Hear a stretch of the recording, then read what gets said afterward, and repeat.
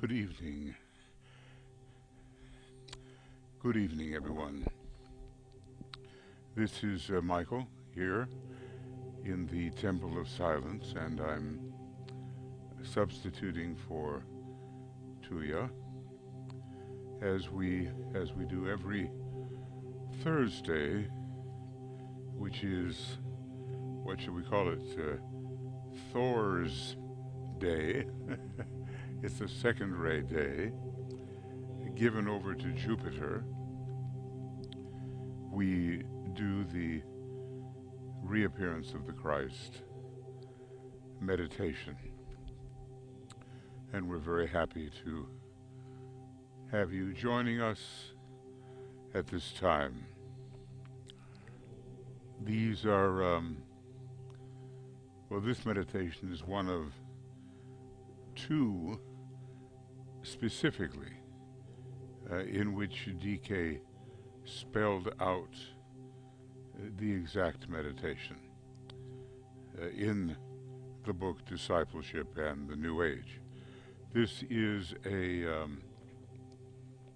meditation accompanying the attracting of money or financial resources for the work of the hierarchy. It's also found in Discipleship Volume 2. I have, by the way, I just want to let you know, although my progress is not as rapid as I would like, begun to make video commentaries on Discipleship in the New Age Volume 1, Section 1, where he introduces the whole idea. So I'm always hopeful that after such an evening presentation as this one, that I'll be able to get right back and finish Alice Bailey's introduction. Now we'll switch here and look at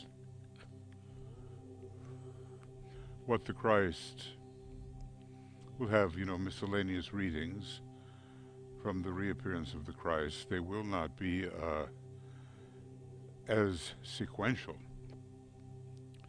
as they would be if we were reading the book together from beginning to end, but maybe we will also do that, just the way we are doing the book Glamour a World Problem.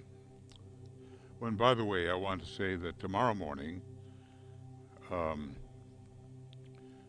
it'll be morning for quite a few of you, but the evening for me, we're continuing with our treatise on cosmic fire, in depth, and I'm trying to figure out how to present that to you. If we try to do that in a complete sequence, it'll be the time for the great decision again in 2050 before we finish it. But it's such a wonderful book, and it fills the mind with thoughts which cannot be gathered elsewhere. So here on page 144 of the book, The Reappearance of the Christ, we have something very interesting that is said, and something we can apply even now, or attempt to apply in our own lives. When the Christ reappears, non-essentials will surely disappear. The fundamentals of faith will remain, upon which he can build the new world religion for which all men wait. They wait even though they may be unconscious of this waiting, this longing. The old, now I'm speaking not DK's, the old Abrahamic religions, Christianity, Judaism, Islam, they are passé, except for the fundamentals. They are filled with illusion in many respects, and they are frozen in their worldview, non-progressive. We have to get beyond that, obviously, if we're going to have the scientific, invocatory religion of the New Age. The new, going on with DK, the New World religion must be based upon those truths which have stood the test of ages. Excuse me. And which have brought assurance and comfort to men everywhere. Well, something about the spirit, it wants to survive forever, and it does, forever, without beginning and without end. But unfortunately, the concrete mind has taken a hold of the religious approach for so many people, and they are frozen in its dogma. Now that that dogma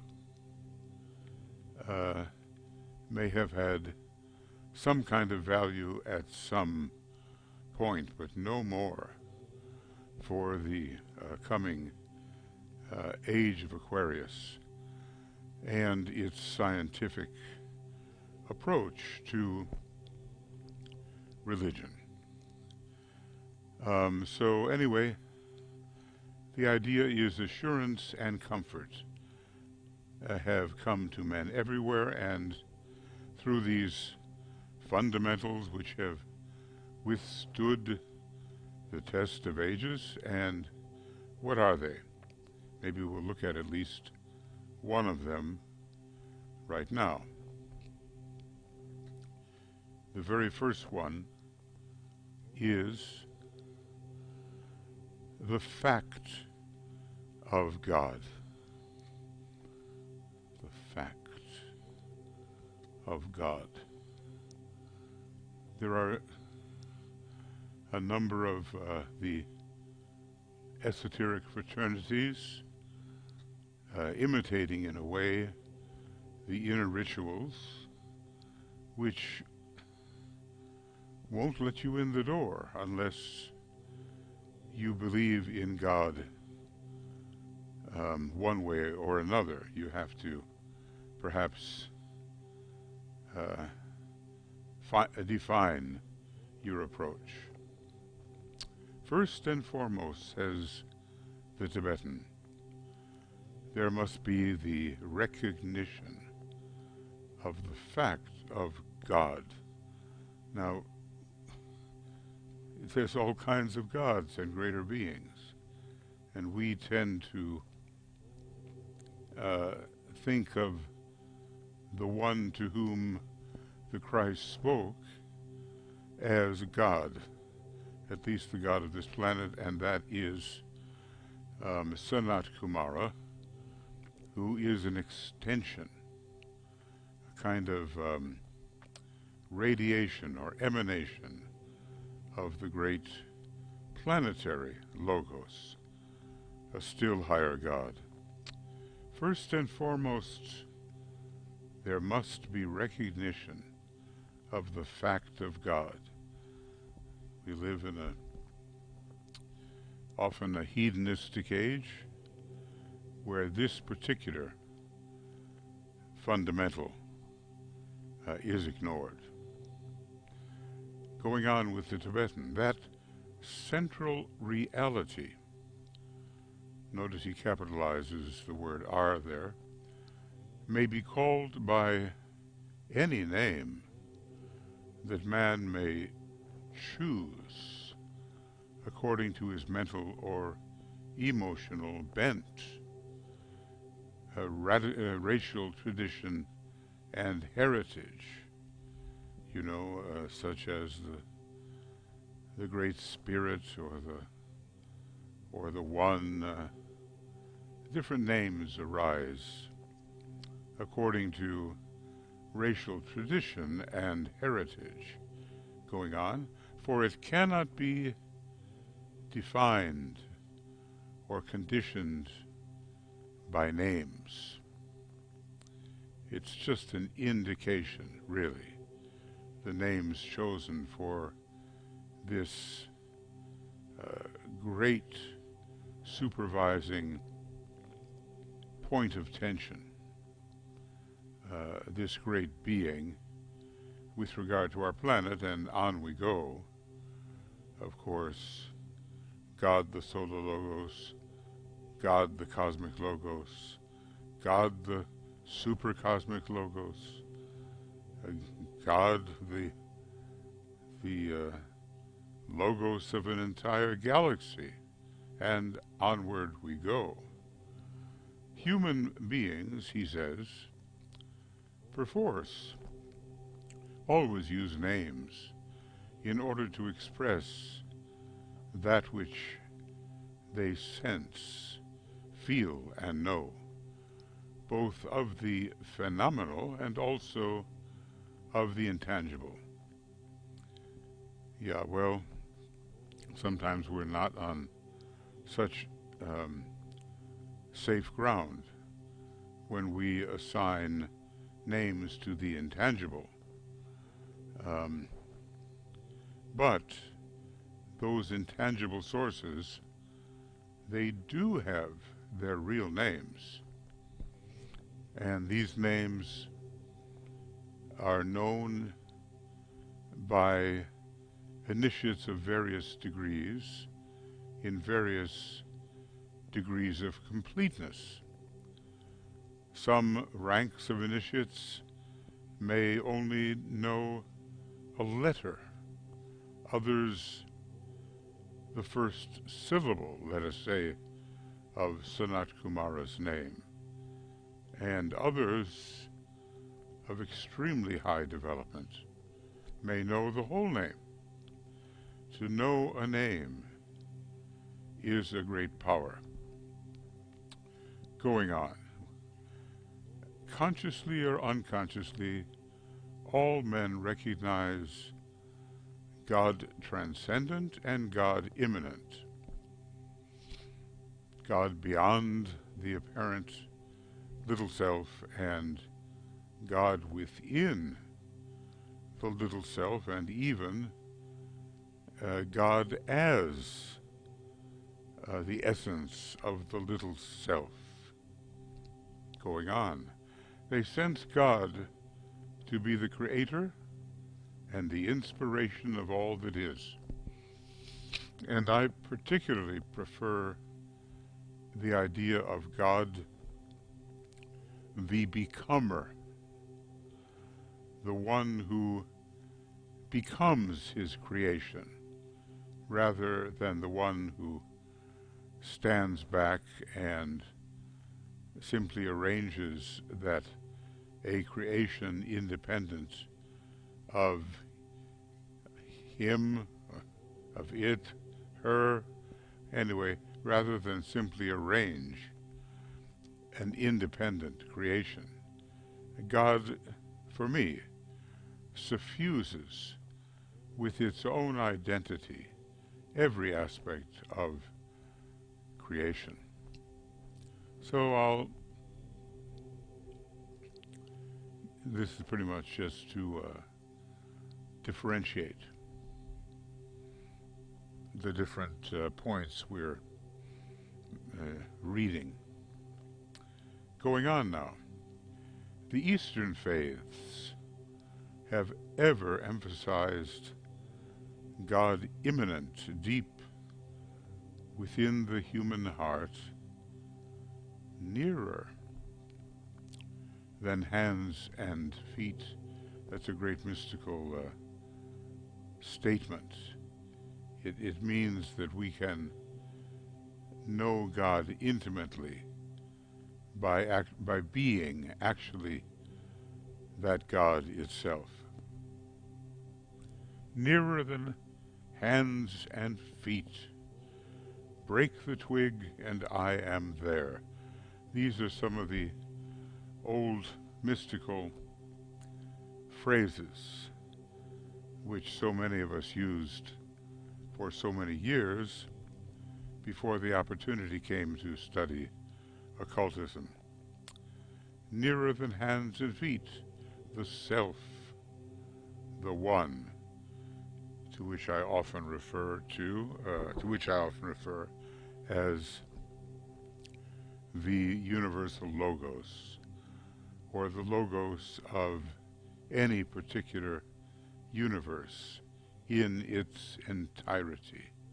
Going on, the Atma, smaller than the small.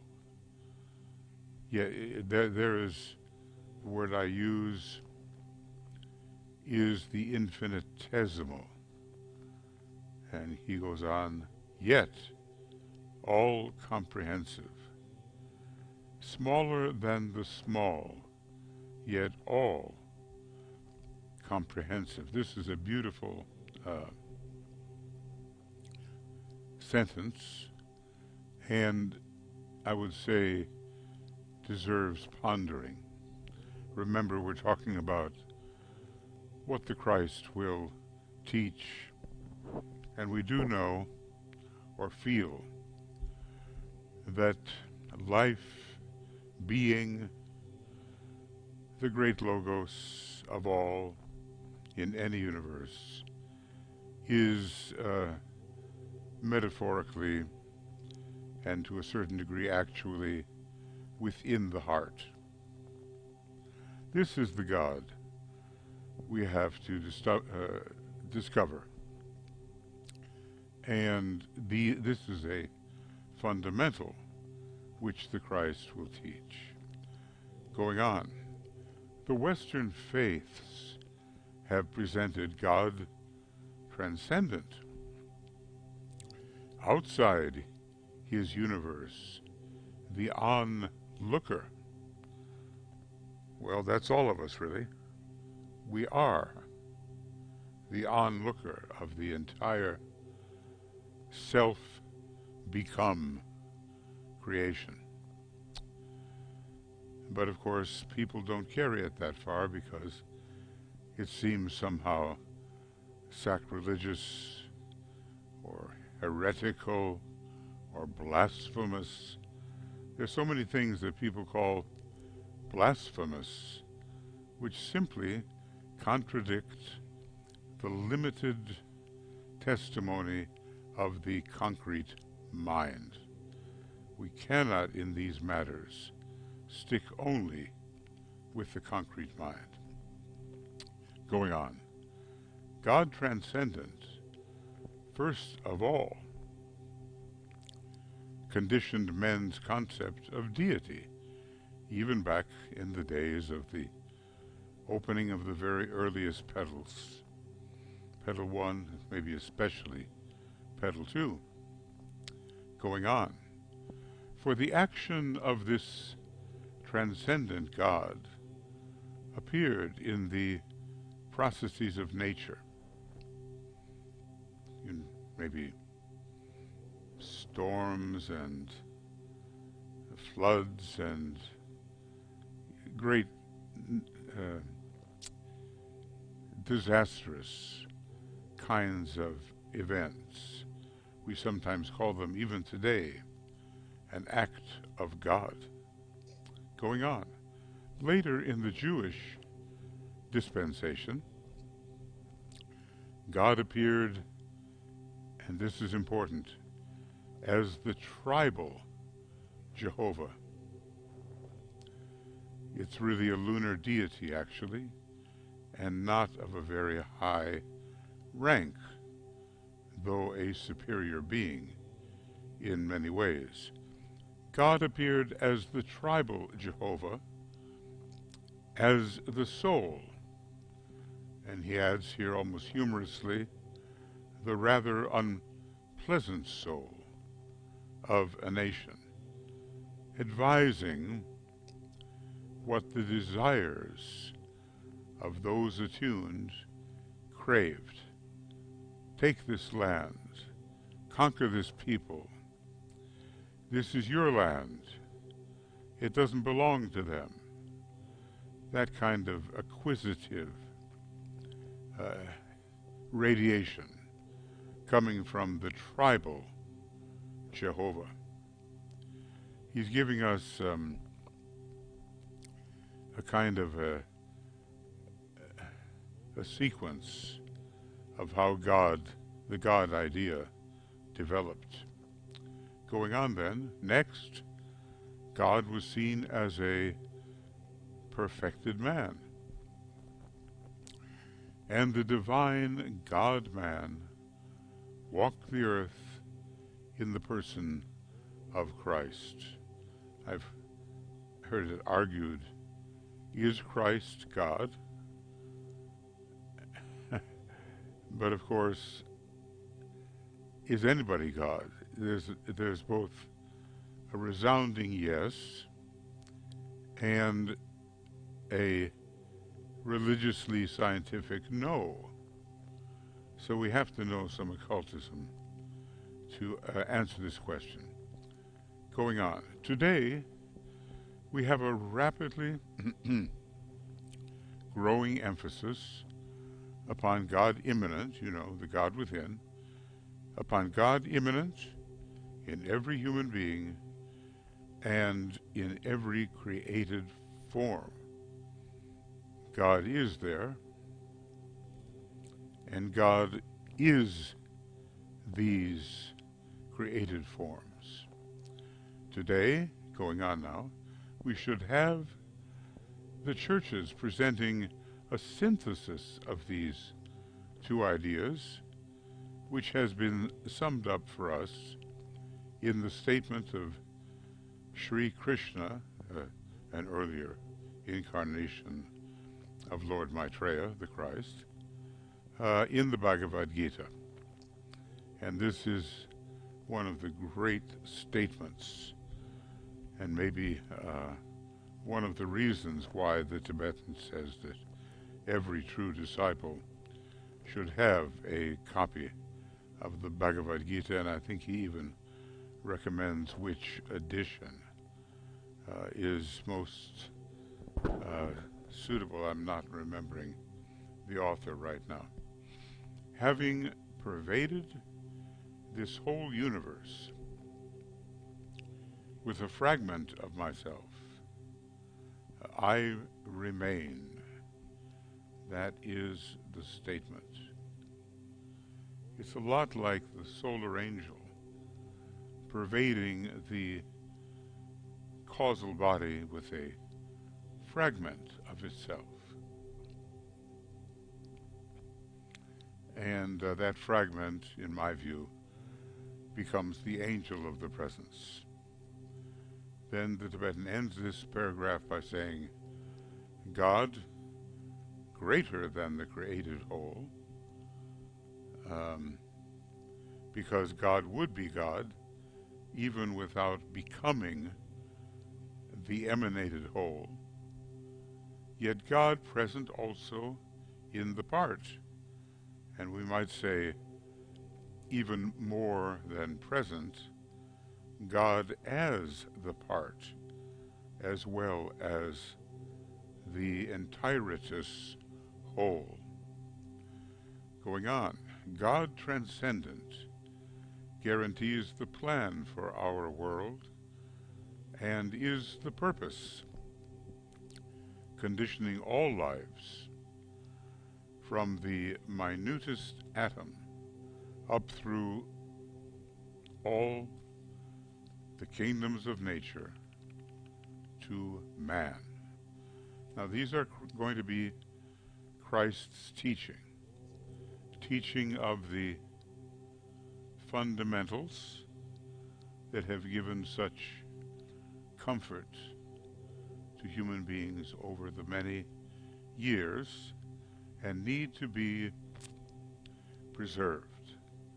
Now, the next time that I am choosing places to read from the Reappearance of the Christ, and when we have the preparation meditation for his coming, I will go on to man's relationship to God, and eventually to the fact of immortality and eternal persistence, and finally, the continuity of revelation and divine approaches.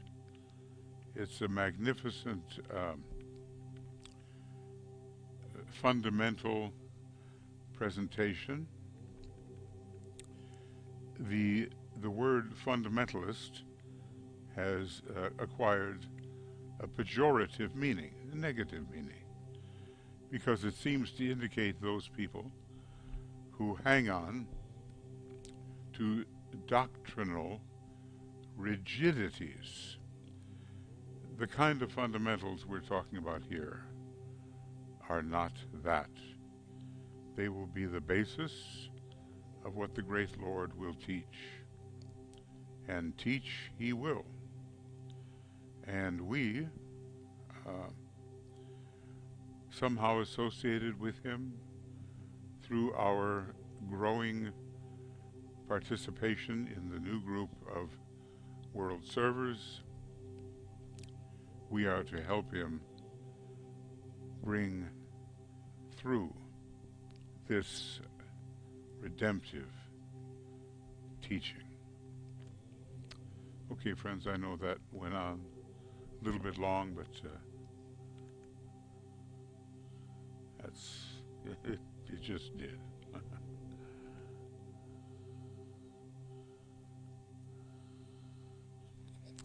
Now,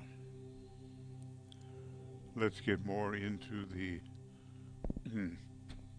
meditation itself.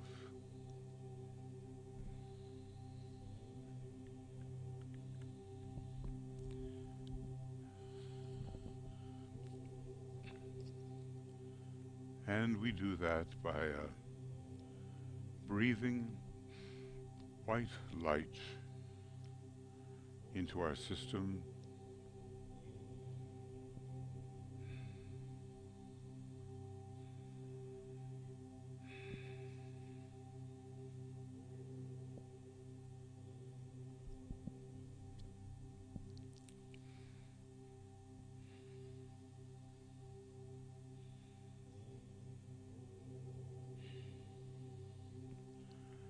and see each of our co-disciples in the light.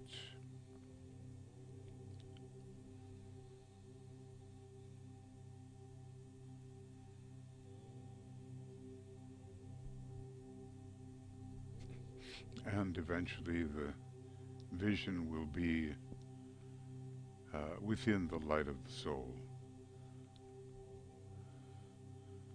All men and women of goodwill seen in the light of the soul. All members of the new group of world servers seen in the light of the soul. Finally, all human beings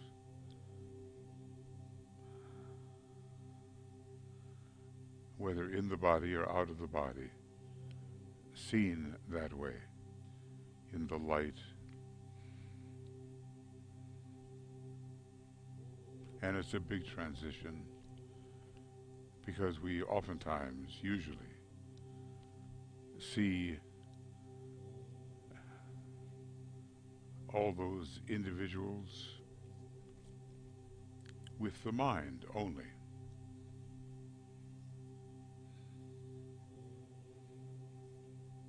But something higher takes place.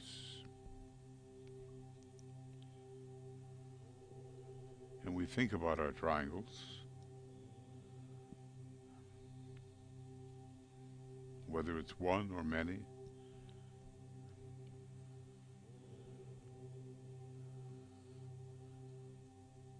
and for a moment we visualize the flow of love and goodwill passing through the members of your triangle or triangles, of course including yourself.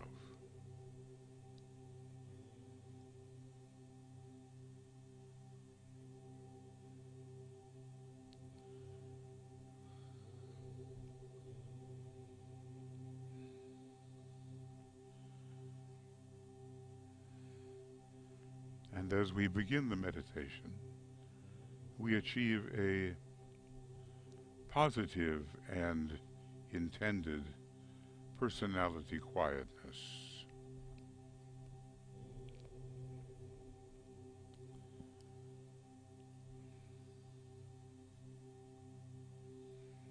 Because when the personality is quiet, other and higher aspects of our nature, as it were, fade in.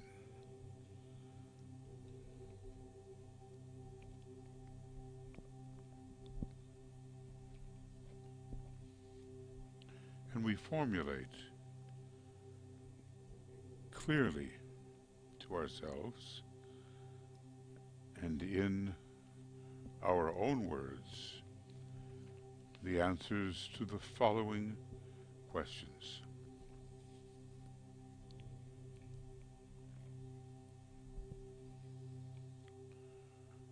As a member of the new group of world servers, what is my specific fixed intention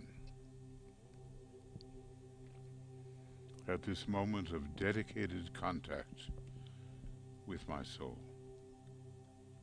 Specific, fixed intention at this moment of dedicated contact with my soul.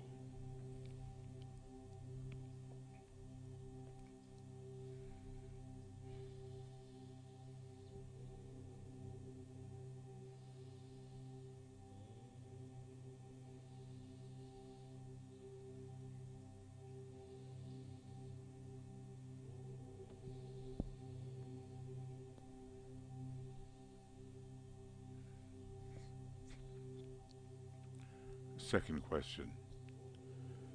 Is my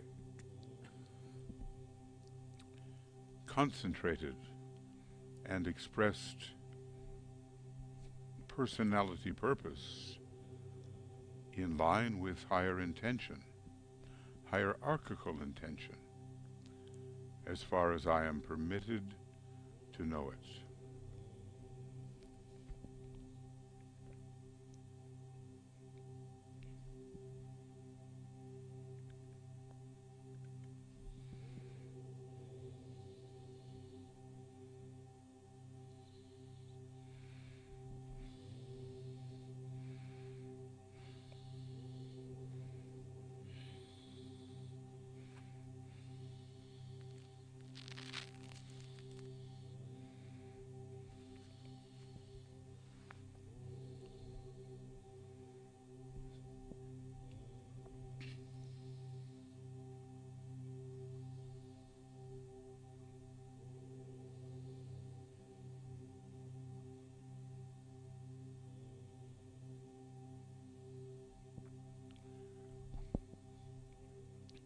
Question 3.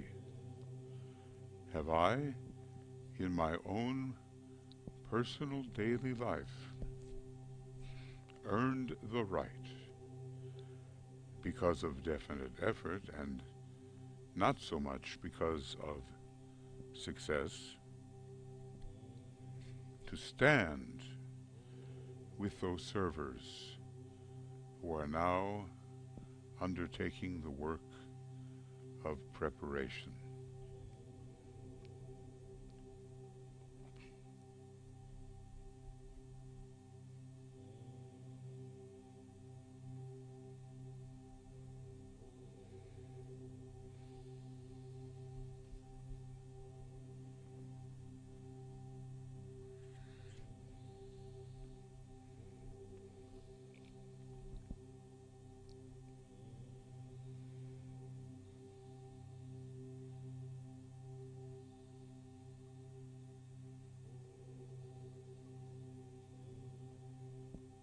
And DK tells us that this is the one time in the meditation where you think of yourself.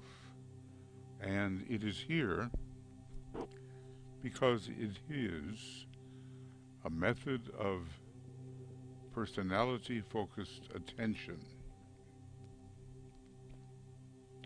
and aligns your personality upon the mental plane.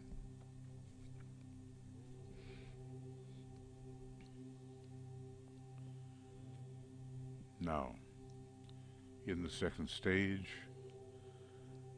having answered these 3 questions in the light of our soul, the soul light as we recognize it or can generate it, then we say, with emphasis,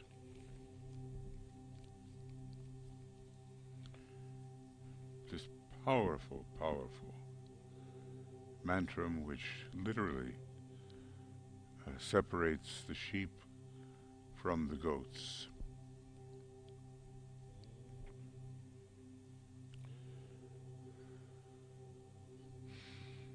Forgetting the things which lie behind, I will strive toward my higher spiritual possibilities.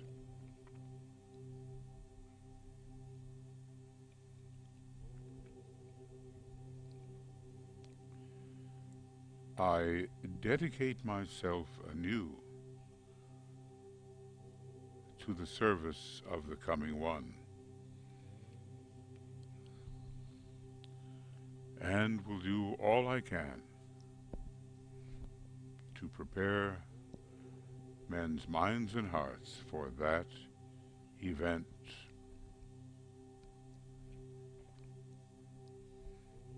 I have no other life intention.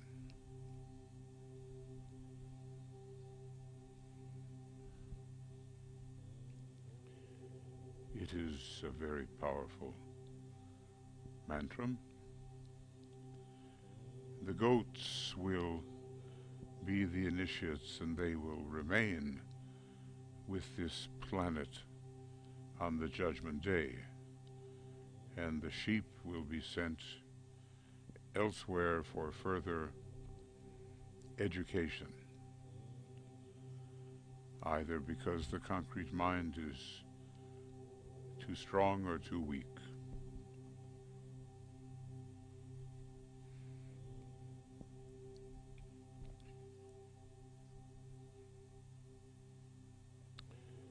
And when it says, I dedicate myself anew, it is perhaps every week that we do that.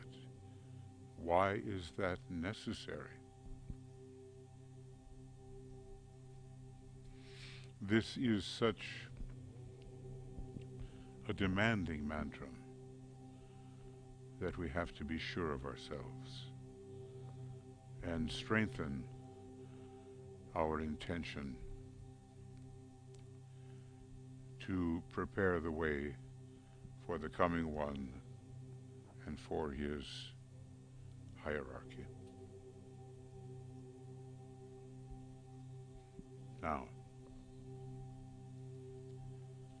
we visualize the world situation as best we can, and in terms of our major world interests, which we may just have enunciated, correct? And, says DK, with what knowledge of world affairs we may possess.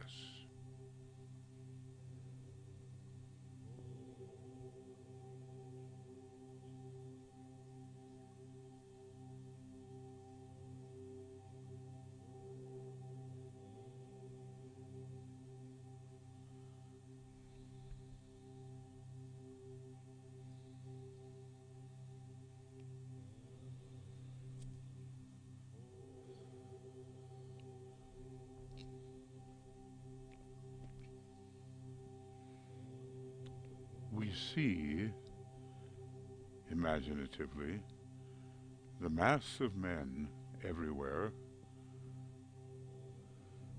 glowing with a dim light.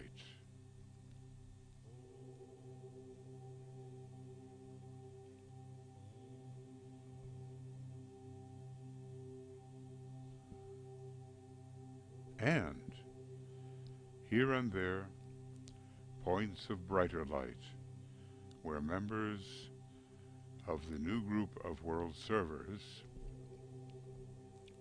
and men of spiritual intention and of loving hearts are working for their fellow human beings, will visualize the brighter lights among the many dim lights.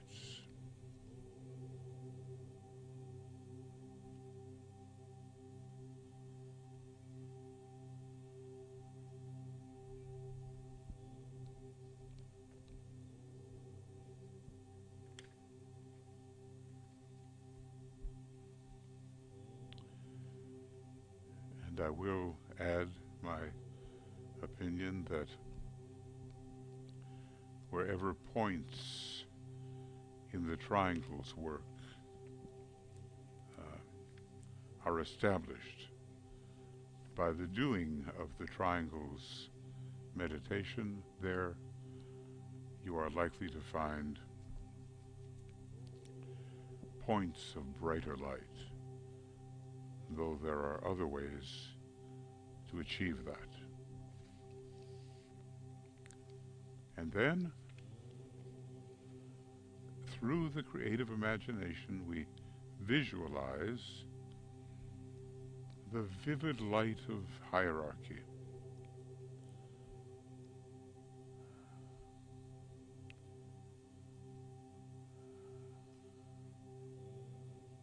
Streaming towards humanity and slowly merging with the light which is already in human beings.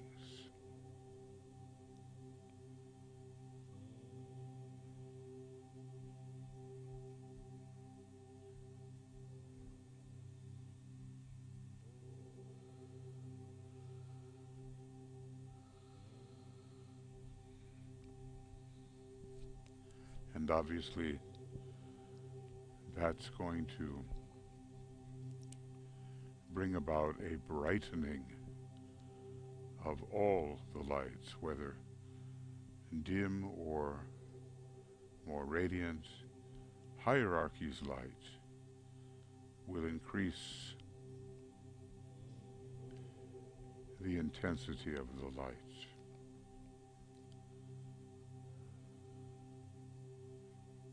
And then we will say together,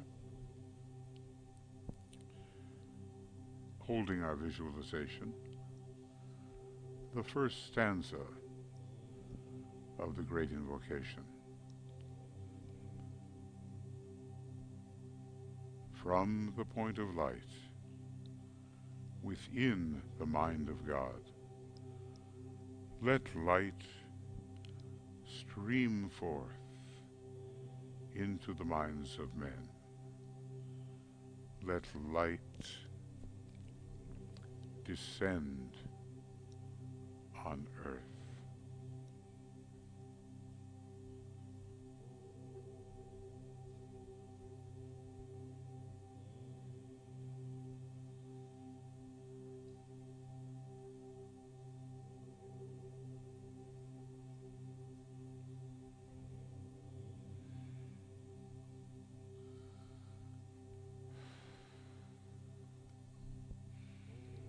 There are so many places which are dark,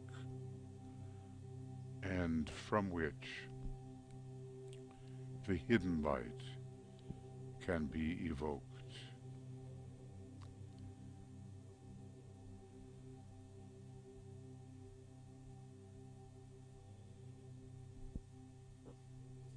Humanity desperately needs this light. And then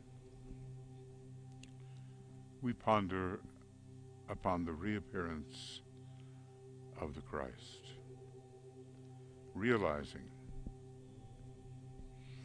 that no matter by what name he may be called in the many world religions, he is still the same great identity. We reflect and speculate upon the possible results of his appearance among the human race, visibly, so that every eye shall see him.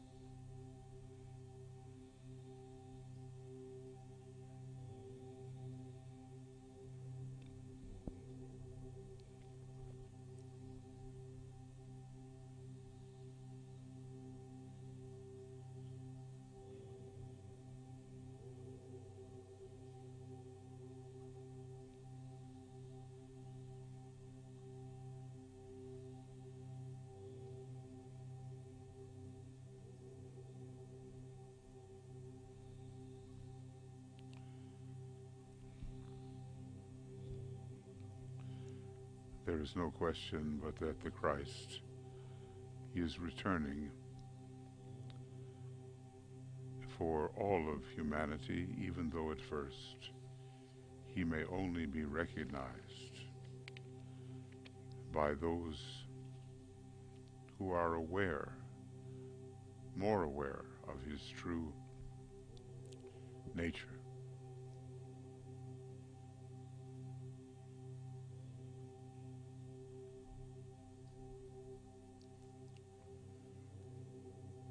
And questions arise in the minds of the sincere. For what period of time must we endure, struggle and fight? And the reply comes with clarity.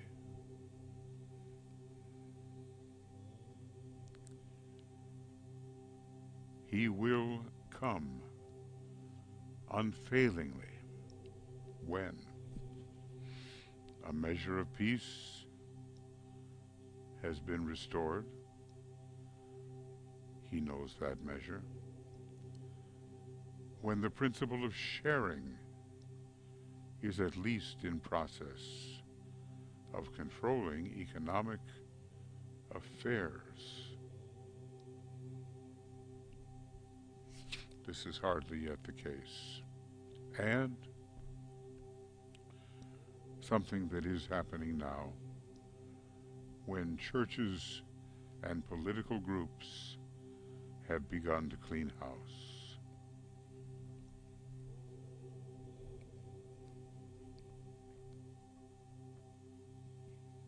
Then he can and will come.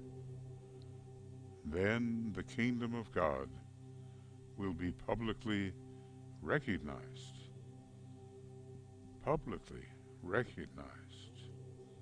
and will no longer be a thing of dreams and of wishful thinking and orthodox hope.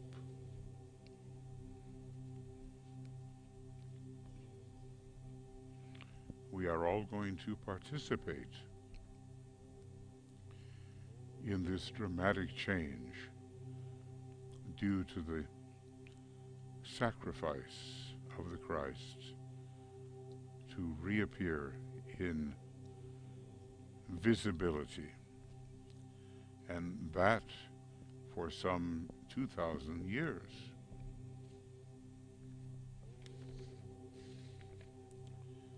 With these thoughts in mind, we say the second stanza.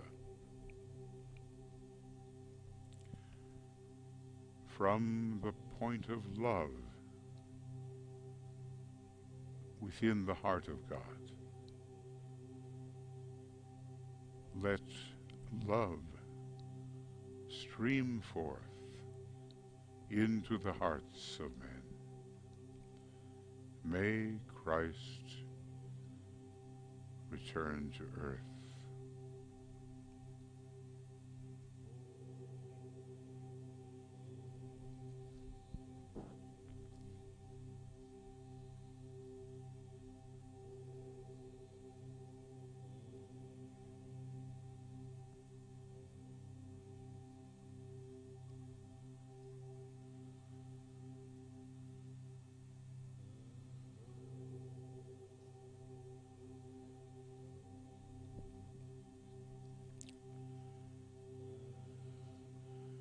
We endeavor to concentrate our fixed intention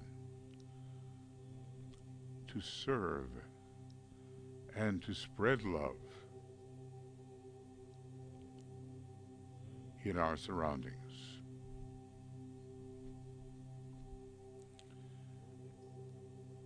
Realize, says the Tibetan, that insofar as you can do these things, you are attempting to blend your little personal will with the divine will.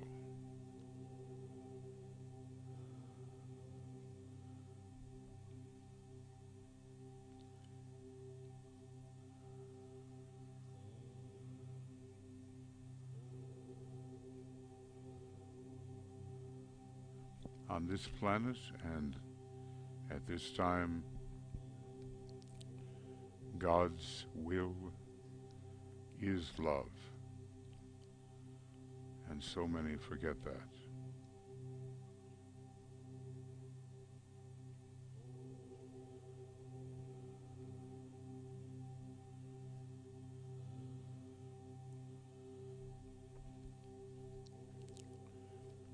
The more we look on at how difficult it may be to bring the light, to bring the love, to bring the will to good, we understand a little bit more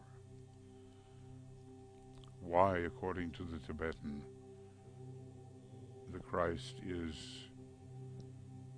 appalled at his coming task. It serves as no particularly pleasant activity, this redemptive work.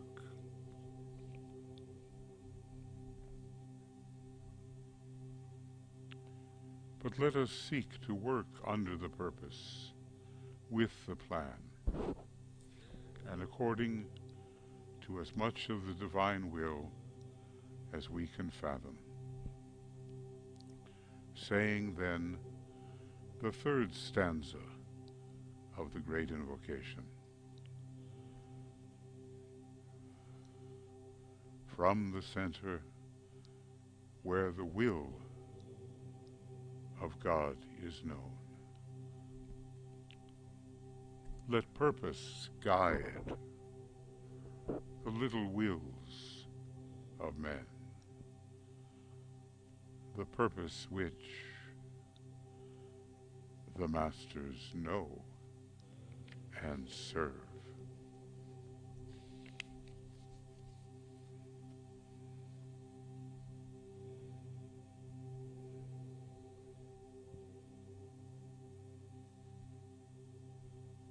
So can we live a purpose-driven life?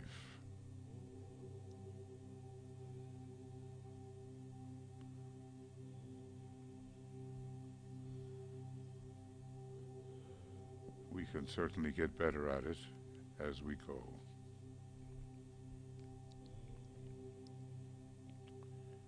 Now, practically, we think ahead in the coming week.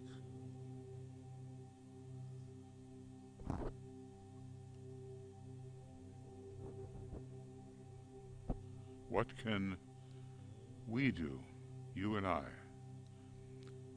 to further the preparations for the coming of the Christ?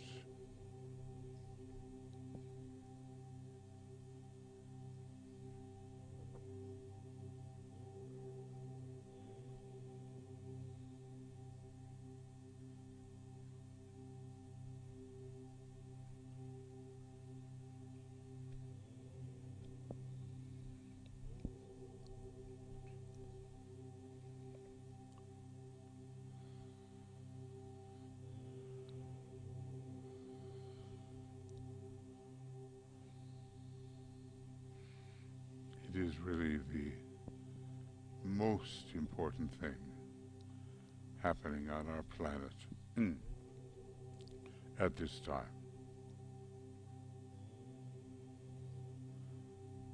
And the pressure is on the forerunners for another 4 years. Much can be accomplished.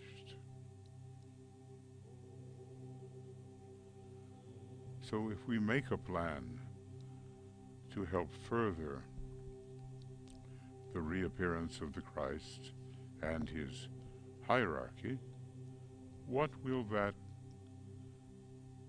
plan be? What will be our plan?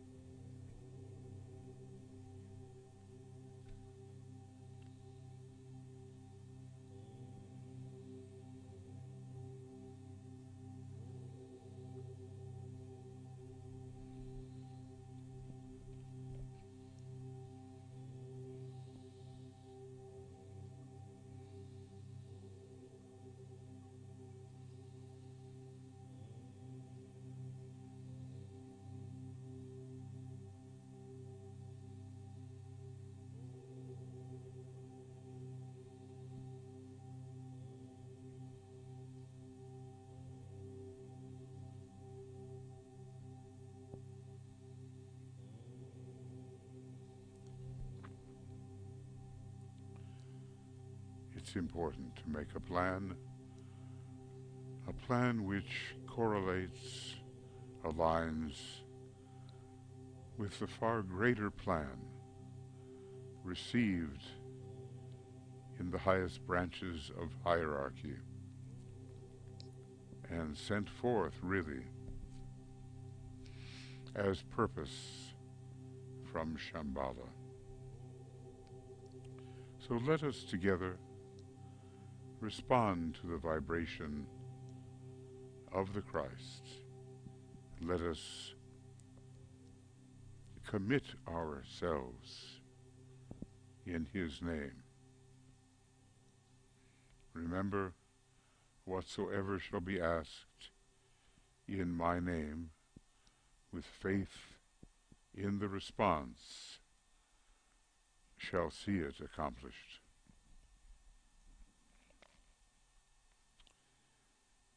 So together then we affirm, we have gathered in your name, Lord Maitreya. Be with us.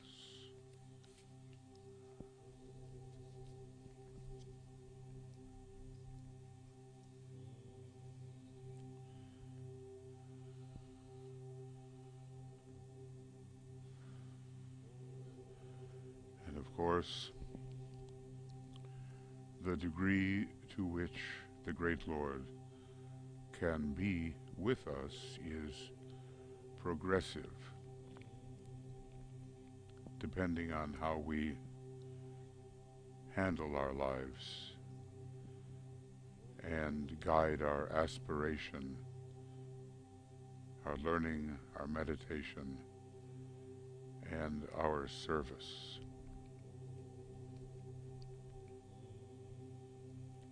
So then, we sound the Om 3 times,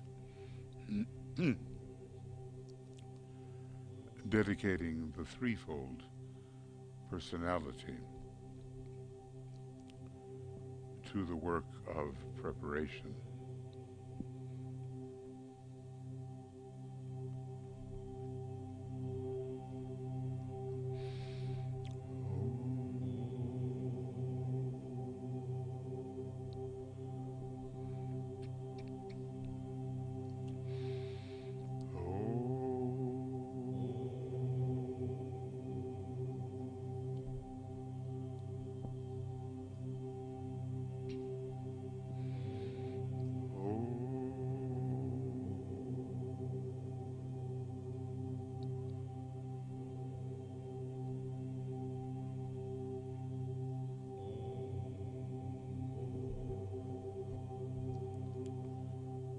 Have no other life intention.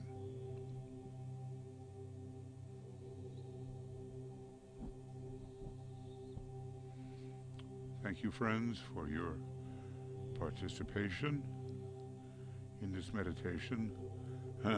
Same time tomorrow, Cosmic Fire. In depth, there will be a Zoom meeting. And you have been sent the weekly schedule with the links.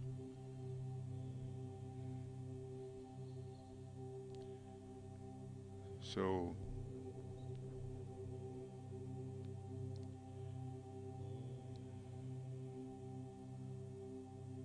as we close, we will